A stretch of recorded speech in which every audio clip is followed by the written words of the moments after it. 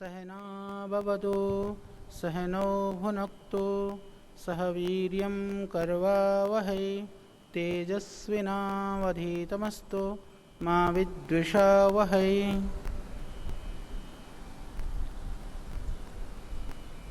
पतंजलि योगपीठ परिसर में आयोजित यह योग शिविर, जिसके अंदर आप देह के मेद मोटापे के साथ में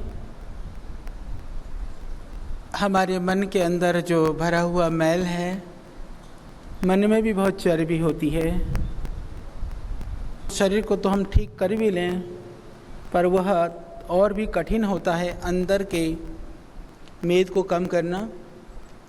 उस सब को ठीक करने के लिए आए हुए सभी हमारे भाई बहन, श्रद्धेय स्वामी जी प्रातः काल से लेकर के सायंकाल को भी आपको इस बात के लिए कि किस तरह से हम अपने आप को ठीक रख सकते हैं, इसको बहुत सारे उपायों के द्वारा न केवल समझाते हैं अपितु समझाने के साथ साथ में आपको समाधान भी प्रदान करते हैं, और समाधान भी ऐसा कि इससे कोई अद्भुत समाधान नहीं हो सकता है। यह हम सबका, आप सबका सौभाग्य है कि हम सभी लोग इस समय पर यहाँ पर हैं जिस समय पर धरा पर श्रद्धेय स्वामी जी हैं। यदि श्रद्धेय स्वामी जी ना होते तो हमको ये मौका कहाँ से मिलता। आप सबकी बहुत प्रबल इच्छा थी, श्रद्धेय स्वामी जी का आदेश हुआ कि हम भी आपके बीच में आएँ। हमने सोचा कि आपको क्या बताएं। बताने के लिए बहुत सारे विषय हो सकते हैं, समय ही सीमित है, जानने की चीज़ें बहुत हैं। हमने सोचा आज कुछ पुरानी कुछ नई चीज़ें मैं आपको कुछ बता दूं, इसीलिए मैं अपनी सारी जो किताबें हैं मुख्य मुख्य किताब ही लेकर आया, क्योंकि इनमें से कुछ उदाहरण मैं आपको बताऊंगा, कुछ बातें समझाऊंगा, आपको समझ में आए और समझने की जिज्ञासा हो। आपकी जानकारी में यह पता होनी चाहिए कि यह ग्रंथ यहाँ से प्रकाशित है, क्योंकि पतंजलि योगपीठ सिर्फ किसी एक क्षेत्र में काम नहीं कर रहा है। समाज के लिए, राष्ट्र के लिए जो जरूरी विषय हैं, जितने भी विषय हो सकते हैं, यदि आप देखेंगे तो हर क्षेत्र में, चाहे वो योग का क्षेत्र हो, चाहे आयुर्वेद का क्षेत्र हो, योग और आयुर्वेद में भी चिकित्सा का क्षेत्र हो, चाहे वो जड़ी बूटी उगाने का क्षेत्र हो, चाहे जड़ी बूटियों से औषधि बनाने की बात हो, अलग अलग क्षेत्र में पतंजलि कार्य कर रहा है। शिक्षा के क्षेत्र में, स्वास्थ्य के क्षेत्र में, चाहे कहीं भी कोई भी परेशानी आती है, दैवीय आपदा आदि में भी आपने देखा है कि पतंजलि हमेशा अपनी एक अग्रणी भूमिका निभाता है। तो हमने एक अभियान और शुरू किया है, क्योंकि आयुर्वेद के विषय में, जड़ी बूटी के संदर्भ में आप हमको उस रूप में पहचानते हैं, तो उन्हीं संदर्भों में मैं कुछ बात रखना चाहता हूँ कि यह सत्य है कि भारतवर्ष प्राचीन काल में विश्व का सिरमौर था। सारे ज्ञान और विज्ञान का उद्भव इस देश से हुआ, चाहे वह चिकित्सा विद्या की बात हो, चाहे वो अर्थ विद्या की बात हो, चाहे वो राजनीति की बात हो, चाहे नीति की बात हो, चाहे वो आध्यात्म की बात हो, चाहे योग की बात हो, सब जगह पर यह देश बहुत अग्रणी रहा। दुर्भाग्य से कालांतर में वो चीज़ें दुनिया की अलग अलग जगह पर पहुंची, वहाँ तो विकसित हो गई, पर हम कहीं ना कहीं उन चीज़ों को भूल गए। तो सबसे पहले मैंने ये प्रयास किया कि आयुर्वेद में, क्योंकि ये हमारे शायद आयुर्वेद वाले कुछ बैठे हैं, वैद्य लोग भी हैं, कि आयुर्वेद के अंदर, क्योंकि आपको उतना बोध नहीं है इन्होंने 5 साल 7 साल आयुर्वेद की पढ़ाई की है कि आज बहुत कम लोगों को, जो प्रोफेसर्स हैं उन लोगों को भी यह पता नहीं था कि आयुर्वेद के अंदर कितने वनौषधियों का वर्णन है। आयुर्वेद के ग्रंथों के अंदर तो हमको लगा कि ठीक है, कुछ निघंटुओं को पढ़ा जाता है, निघंटु कहा जाता है जो द्रव्य गुण का जिसमें ज्ञान होता है, जहाँ पर जड़ी बूटियों की बात की गई है, तो वहाँ पर 400-500 पौधों का वर्णन है। इसके बाद में फिर हमने ये प्रयास किया कि आयुर्वेद के ग्रंथों के अतिरिक्त भी वेद आदि शास्त्र में भी अन्यत्र भी वनस्पतियों का वर्णन है। टोटल कितने पौधे होंगे ऐसे? जब हमने ढूंढना शुरू किया, मैं आपको बता देना चाहता हूँ, लगभग 900 पौधों का वर्णन है। 900 पौधों में से करीबन 300 पौधे ऐसे हैं जो हमारे जीवन के लिए बहुत ज़्यादा उपकारी हैं या जिनका बहुत ज़्यादा प्रयोग होता है। उपकारी तो और भी हो सकते हैं, पर बहुत ज़्यादा जो प्रयुक्त होते हैं लगभग 300 जड़ी बूटियाँ हैं। यानी कि पूरे भारतवर्ष के अंदर जितने भी फार्मेसियाँ हैं, जितनी भी आयुर्वेदिक कंपनियाँ हैं, या पतंजलि आयुर्वेद या दिव्य फार्मेसी भी लगभग 300 जड़ी बूटियों के आधार पर ही दवाइयाँ बनाती हैं। तो इतनी जड़ी बूटियों का भी जो एक गहरा शोध होना चाहिए था, जो डॉक्यूमेंटेशन होना चाहिए था, जो लेखन कार्य होना चाहिए था, दुर्भाग्य से इस देश में उस लेवल पर नहीं हुआ। तो फिर हमने सोचा कि हम क्या कर सकते हैं। फिर पूरे प्राचीन शास्त्रों को, सारे आयुर्वेदिक ग्रंथों को लेकर के हमने कहा इसमें बहुत सारे नामों का वर्णन है। कठिन कार्य यह था कि उनको जो मॉडर्न बॉटनी है, जिसको वनस्पति शास्त्र कहा जाता है, आधुनिक जो वनस्पतिक शास्त्र है, उसके हिसाब से उनको सामंजस्य बैठाना कि जो आयुर्वेद में जिन नामों का वर्णन है, आधुनिक की रूप से जो वनस्पति विज्ञान वाले उसको क्या मानते हैं, यह भी बहुत कठिन काम था। तो मैं आपकी जानकारी के लिए बताना चाहता हूं कि आयुर्वेद के अंदर लगभग तुम्हारे लिए भी पता चले 16,000 नामों का वर्णन है।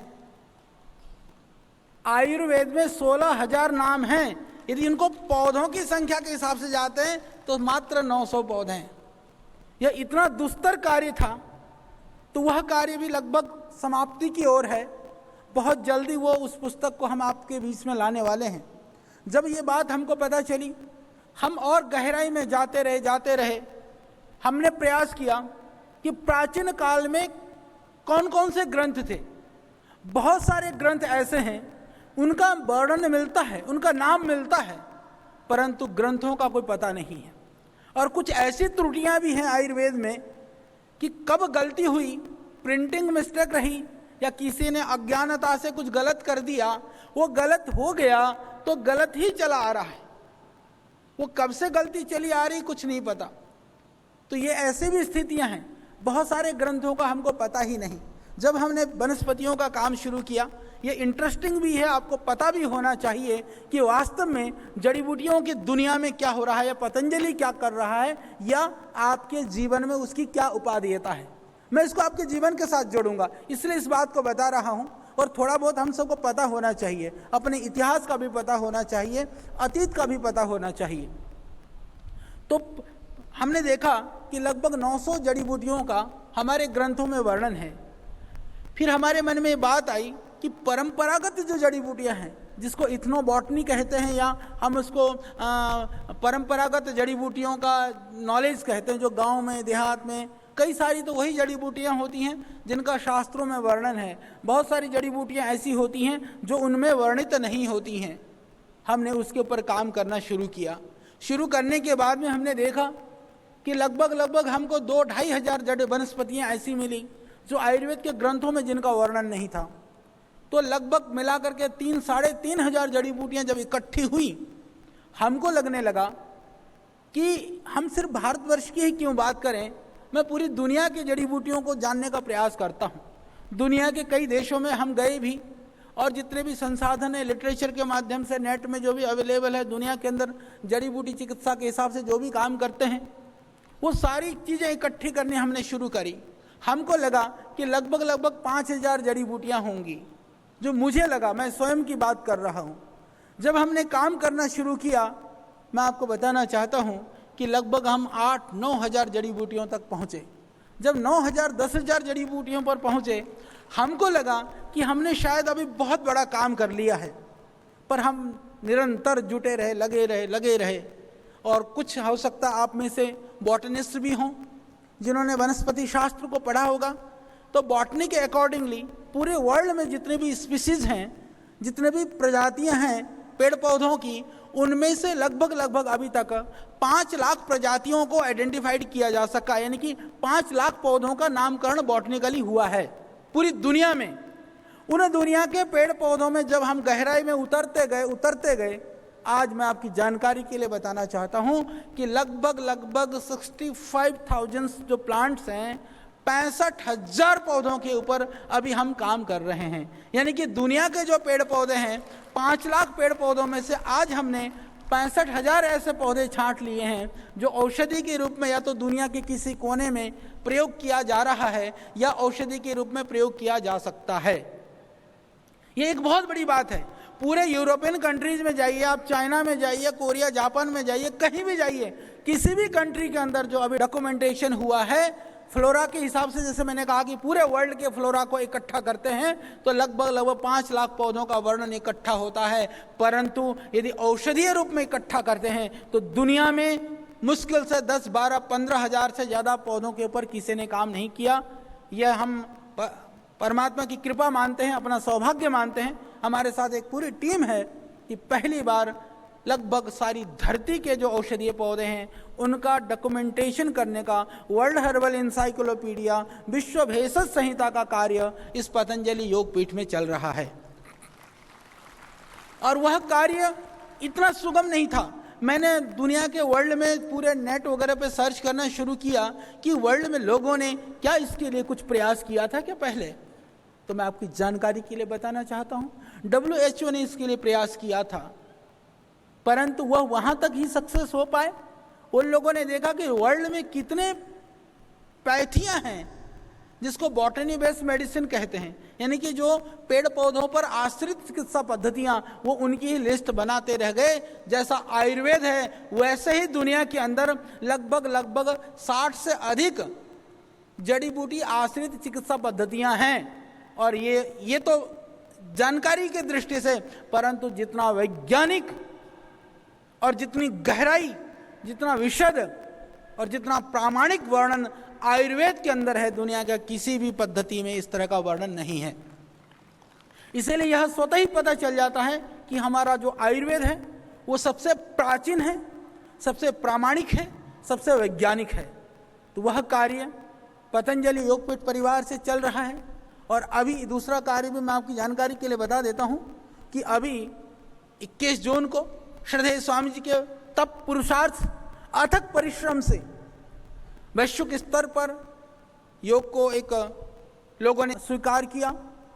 माननीय प्रधानमंत्री जी नरेंद्र मोदी जी के प्रयास से उस स्वीकार्यता को राजनीतिक संरक्षण, यानी पूरे वैश्विक स्तर पर उसकी स्वीकार्यता बनी। तो वह 21 जून के लिए, जब पिछली बार प्रोग्राम हुआ था उससे पहले मीटिंग में मैंने एक निवेदन किया था, जैसे आप योग सीख रहे हैं, ये योग का दोनों पक्ष श्रद्धेय स्वामी जी बताते हैं, इसको समझिए। एक पक्ष बहिरंग कहते हैं योग का। बहिरंग पक्ष वह होता है जहां हम अपने शरीर को ठीक करने के लिए योग का प्रयोग करते हैं। अंतरंग पक्ष वह होता है जहां ध्यान, समाधि आदि के द्वारा हम अपने मनोविकारों से मुक्त होते हुए, हम इस देह से भी मुक्त होकर के हम परमात्मा तक पहुंच सकते हैं। यह आंतरिक योग का स्वरूप है। यह दोनों स्वरूप को मिला करके योग संपूर्ण बनता है। क्योंकि आज हमको जरूरी है पहले अपना शरीर को ठीक कर लें, फिर जरूरी है हम अपने मन को ठीक कर लें, फिर उसके बाद जरूरी है कि हमारी अंतर स्थिति, जो हमारा अंतःकरण, हमारी जो आत्मा है वह उन्नतशील हो, समृद्धशाली हो। यदि योग कहीं से भी आपको ये संपूर्ण नॉलेज प्राप्त हो सकता है तो मात्र योग के द्वारा ही वो प्राप्त हो सकता है। और उस संपूर्ण योग को आपने अनुभव किया होगा। आप जितने भी लोग यहाँ पर बैठे हुए हैं, सबका सामर्थ्य बराबर नहीं है, सबका नॉलेज भी बराबर नहीं है। आप अलग अलग भिन्न भिन्न फील्ड के, भिन्न भिन्न क्षेत्र के आप सब हैं। परंतु जब श्रद्धेय स्वामी जी योग के विषय में बोलते हैं तो आपको ये जरूर महसूस होता होगा कि वो मुझको लक्ष्य में रख कर के बात की जा रही है। यह योग की शक्ति और सामर्थ्य है। तो आप लोगों को उस योग से कुछ चीज़ें हो सकती हैं कि रिपीट हो सकता है कि कोई चीज़ आपको पुरानी पहले से पता हो, परंतु नया भी बहुत कुछ मिलता है। तो हम अपने जीवन में उसका आचरण करते हुए आगे बढ़ें। तो एक कठिन कार्य था, क्योंकि पिछली बार जब योग की बात हुई, क्योंकि आज योग के नाम पर भी दुनिया के अंदर बहुत अज्ञानता है, बहुत भ्रम है, और कैसा कैसा योग चल रहा है आप टेलीविजन में देखेंगे तो कई बार देखने को मिलता है, हमको बड़ी पीड़ा होती है। वह योग विद्या, जिस विद्या के अंदर सामर्थ्य है सब रोगों को खत्म करने का, जिस विद्या के अंदर सामर्थ्य है हमको मोक्ष तक पहुंचाने का, उस विद्या को लेकर के अपने देखा होगा कुछ बहनें कुछ भाई बड़ा विचित्र तरह से उस योग को करते हैं। बड़ा एक मैं उसको कहूँ तो उनको शब्दों में वर्णन भी नहीं किया जा सकता है। तो हमारे मन में बात थी कि इस योग का भक्ति योग, कर्म योग, राज योग, हठ योग, अष्टांग योग, हमने बहुत सारे शब्द सुने। तो कई बार लोगों को लगता है कि क्या ये योग अलग अलग हैं क्या सारे, या ये इनके अलग अलग स्वरूप हैं क्या। मैं सच बताना चाहता हूँ, योग के कोई अलग स्वरूप नहीं है। सामर्थ्य के हिसाब से जिधर से भी आप प्रवृत्त हो जाओ, जहाँ से भी आप प्रविष्ट हो जाओ, जहाँ जा करके आपके मन के अंदर शांति की प्राप्ति होने लगे, और जिसको करने से धीरे धीरे आपके दोष और विकार क्षीण होने लगे, तो समझ लेना आप सही रास्ते में हैं। यह योग का मार्ग का एक प्रारंभ है, वो जिधर से भी हो उधर से आपको बढ़ जाना चाहिए।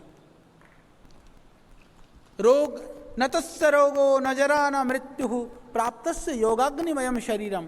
योग एक ऐसी शक्ति है, एक ऐसी अग्नि है, एक ऐसा सामर्थ्य है कि यदि हमने जीवन में उसको उतार लिया, उस शरीर उसको धारण कर लिया, तो न तस्य रोगो, उसको कोई रोग नहीं हो सकता, न जरा, बुढ़ापा भी नहीं आएगा। जब बुढ़ापा नहीं आएगा तो मृत्यु तो बिल्कुल नहीं होने वाली। यहाँ मृत्यु का तात्पर्य अकाल मृत्यु से है। और आज आप देखेंगे सबसे बड़ी समस्या यही है, ऋषियों को पहले से पता था। तो ये सारी चीज़ें थी, इतना बड़ा योग था। श्रद्धेय स्वामी जी ने जंगलों से उठा करके, आप सब जानते हैं 10-15 साल पुरानी बात पर यदि आप ध्यान दें तो आपको लगेगा, लोग पहले कहते थे कि या तो वो बहुत कुछ अमीर लोग या बहुत पश्चिमी दुनिया के लोग थे, उनमें वो योगा के रूप में था। तो कुछ साधु महात्मा जंगल में अपना योग समाधि लगाते थे। आम जनता में योग की इस शक्ति का बोध नहीं था। और श्रद्धेय स्वामी जी ने इस योग को यदि जन जन में पहुंचाया, तो आप जानते हैं स्वामी जी ने कभी ये नहीं कहा कि यह योग मेरा है या मैंने बनाया है या मेरे नाम से। स्वामी जी ने कोई बाबा रामदेव योग पद्धति नहीं चलाई, नहीं तो चला सकते थे, परंतु श्रद्धेय स्वामी जी ने हमेशा इस बात को कहा कि ये ऋषियों की विद्या है, हम उन ऋषियों के अनुगामी हैं, और इन जो कुछ भी हम सिखा पा रहे हैं वो ऋषियों की कृपा से सिखा पा रहे हैं। एक बड़ी बात है। तो मैं ये कहना चाह रहा था, जब पिछली बार जब मीटिंग हुई उस समय पर एक बात आई थी, मैंने ही रखी थी वो बात, माननीय सुषमा जी थी, बाकी लोग थे। हमने कहा कि इस योग को लेकर के जब इतना भ्रम फैलना शुरू हो रहा है, जैसे बाकी चीज़ों में विकृतियाँ आ गई, कहीं योग में भी विकृति ना आ जाए, इस योग का एक शुद्ध स्वरूप होनी चाहिए। तो उन्होंने कहा इसके लिए क्या हो सकता है, क्योंकि कुछ आसनों से, कुछ प्राणायाम से, कुछ ध्यान की क्रियाओं से हम उसको योग को बांध करके नहीं रख सकते हैं। करने के लिए तो थोड़ा ही करना पड़ेगा, बहुत नहीं कर सकते आप, पर नॉलेज की दृष्टि से सारा कुछ एक जगह होनी चाहिए। तो फिर हमने ही एक बात रखी थी, हमने कहा कि एक ऐसी पुस्तक होनी चाहिए कि हमको वर्ल्ड योगा इंसाइक्लोपीडिया का निर्माण करना चाहिए। उन्होंने कहा जी ये तो बहुत कठिन काम है, बहुत दुस्तर है, बहुत मुश्किल है। हमने एक ही बात कही थी, मुश्किल है क्योंकि आज तक कभी किसी ने नहीं किया, पर असंभव तो नहीं है। पिछले वर्ष हम शुरू हो गए थे। आज मैं यह भी खुशखबरी आप लोगों को दे दूं, लगभग हमारा वर्ल्ड हर्बल इंसाइक्लोपीडिया, विश्व योग कोश लगभग फाइनल चल रहा है कार्य, 21 जून तक मैं इसको छाप दूंगा। मेरे विद्यार्थी हैं हमारे विश्वविद्यालय के, भाई हमारा बहुत महेशानंद अपने यहाँ पीएचडी कर रहे हैं, बाकी बच्चों की टीम ली, 2-4 विद्वान इकट्ठे किए। लगभग आपकी जानकारी के लिए बताना चाहता हूँ 1000 से ज़्यादा किताबें जो योग से संबंधित है, जिन ग्रंथों में योग की बात की गई है कहीं ना कहीं, वो सारे ग्रंथों का रेफरेंस लिया गया है। यदि सोर्स की बात करें तो 1000 हो गए, यदि हम रेफरेंस को जोड़ें तो मैं आपकी जानकारी के लिए बताना चाहता हूं कि 1 लाख से ज़्यादा रेफरेंस उस बुक में दिया गया है। वो बहुत विशाल काय हो चुका था। फिर मैंने उसको टाइट करते करते करते करते लगभग 1300 पेज की वह पुस्तक बनेगी, विश्व योग कोश।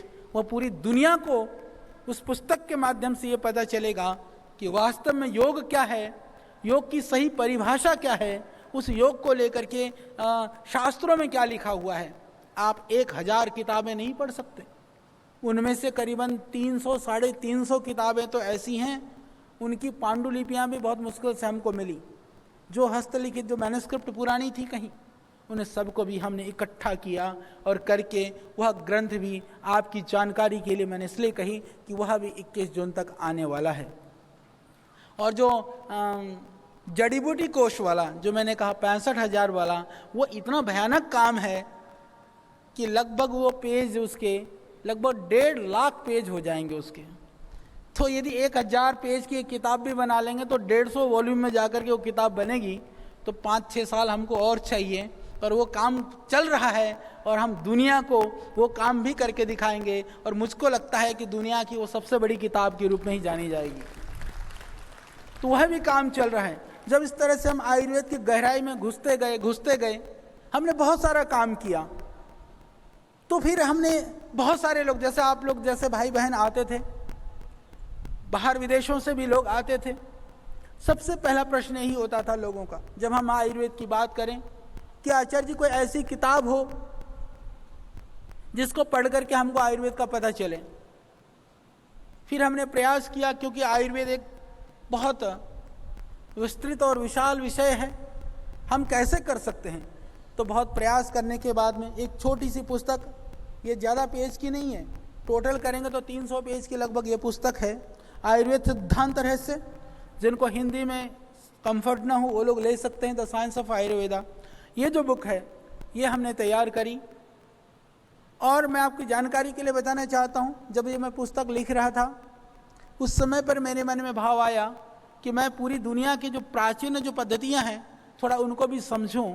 जब हमने देखा कि आप नेट पे सर्च करेंगे पुरानी पद्धतियों की, बहुत अच्छी अच्छी सुंदर पेंटिंग्स, लाइन ड्राइंग, चीज़ों को समझाने के लिए बड़े सुंदर सुंदर विषय वस्तु आपको मिल जाएगा। आयुर्वेद में इस तरह की कोई चीज़ बहुत कम थी। फिर मेरे को कोई आर्ट वर्क करना नहीं आता, मुझे कोई पेंटिंग वगैरह बनानी नहीं आती है। फिर हमने प्रयास किया, मैंने कुछ आर्टिस्ट को ढूंढने के बाद उनसे हमने निवेदन किया। मैंने यही कहा कि मैंने कहा भाई आयुर्वेद को थोड़ा सा जो पूरा आयुर्वेद का सिद्धांत है उसको हमको इस रूप में देना चाहिए कि पुरानी शैली में लगे। तो मैंने कहा, उनसे पूछा मैंने अपने नॉलेज के लिए कि सबसे प्राचीन शैली जो अभी वर्तमान है भारतवर्ष में वो कौन सी शैली है। उन्होंने कहा कि अजंता शैली वो सबसे प्राचीन शैली है। तो मैंने कहा अजंता शैली में पेंटिंग्स बनाओ। तो बनी तो अभी हैं, ये 4 साल पहले। तो इसके अंदर हमने अजंता शैली के अंदर ये सारे जो इसके अंदर जो पेंटिंग्स आप देखेंगे, बहुत सारे पेंटिंग्स हैं, करीबन 29 पेंटिंग्स मैंने बनवा करके इस पुस्तक के अंदर दिया हुआ है। ये आप देखने से आपको लगेगा कि आयुर्वेद की जो प्राचीनता प्राचीन पेंटिंग के माध्यम से हमने बताने का प्रयास किया है। वो इस पुस्तक के अंदर वो सारी पेंटिंग्स इसके अंदर हैं। तो इस पुस्तक के माध्यम से आप उसको जान सकते हैं। दूसरी कुछ समस्या ऐसी भी थी कि जैसे कुछ सिद्धांत को हम चित्र के माध्यम से कैसे समझाएं, उसको भी हमने इसके अंदर समझाने का प्रयास किया है।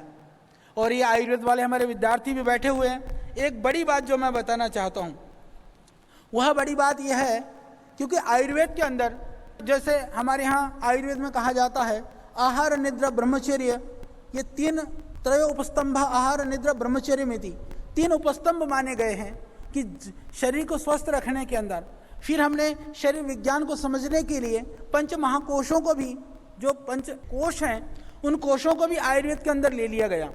परंतु जब चक्रों की बात आती है योग के विषय में, क्योंकि चक्रों का बहुत वर्णन होता है, पर उस चक्र का कहीं भी आयुर्वेद में आज तक किसी ने उसको नहीं जोड़ा था, तो हमने कहा कि ये चक्र तो शरीर के विज्ञान की बात है, इसलिए हमने आयुर्वेद के साथ जोड़ करके अष्ट चक्रों का योग के साथ में पूरी प्रामाणिकता के साथ में वर्णन किया है। तो इसके अंदर आप पूरे योग के अष्ट चक्र, उनका शरीर में स्थिति, उनका शरीर के रोग के साथ संबंध और उस अष्ट चक्र जागरण के लिए साधना की विधि भी आपको इस पुस्तक के अंदर प्राप्त हो जाएगा। कोई छोटी सी बात मैंने इसको इसलिए बतानी थी और आपकी जानकारी के लिए मैं बता देना चाहता हूं, दुनिया के लगभग जितने भी मुख्य भाषाएं हैं 60 भाषाओं में इसका ट्रांसलेशन हो चुका है। दुनिया के बड़े बड़े पब्लिशर्स इसको पब्लिश कर रहे हैं, ये दूसरी गुड न्यूज़ है।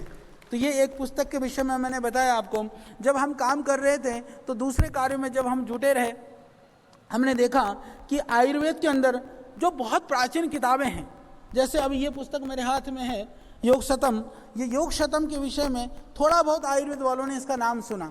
ये नागार्जुन की किताब मानी जाती है कि नागार्जुन ने लिखा था, और जितने भी जो चाइनीज पद्धति है, जितने भी जो तिब्बतियन पद्धति है, काफ़ी कुछ इसी पुस्तक पर आधारित है। ये मैं आपकी जानकारी के लिए बता रहा हूँ, यानी उनकी सारी चिकित्सा पद्धति इस पुस्तक पर आधारित है। क्योंकि नागार्जुन दक्षिण से चल करके तिब्बत को होते हुए चाइना को गए थे, तो ऐसा कहा जाता है कि जब वो गए थे तो उस समय पर ये सारी पुस्तकें वहाँ गई। परंतु विचित्र बात यह है कि इसके लेखक जो है वो अमित प्रभ नाम के एक विद्वान थे, उनके द्वारा लिखित थी। ये नागार्जुन नहीं, उस लेवल तक का इतिहास को ढूंढ करके पूरी प्रामाणिकता के साथ में हमने इस पुस्तक को लिखा है। इसके 2 वर्जन है, एक योग शत वैद्य वल्लभा करके है, एक बहुत बड़े विद्वान थे जो आचार्य थे, वैद्य वल्लभ टीका की उन्होंने, उनके द्वारा यह भी पुस्तक है, इसी की यह व्याख्या है। आप देखेंगे कि आयुर्वेद के अंदर इतना साहित्यिक वर्णन भी हो सकता है क्या, इतने शब्दों का आप देखेंगे जिनको थोड़ा भी हिंदी और संस्कृत आती हो तो बहुत अद्भुत ग्रंथ है।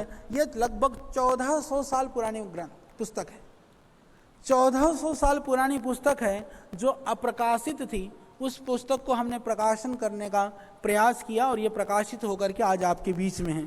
तो मैं थोड़ी सी बात बताना, क्योंकि मैंने सोचा मैं नई बात क्या बताऊं आपको, थोड़ी सी शास्त्रों की ही बात करूं।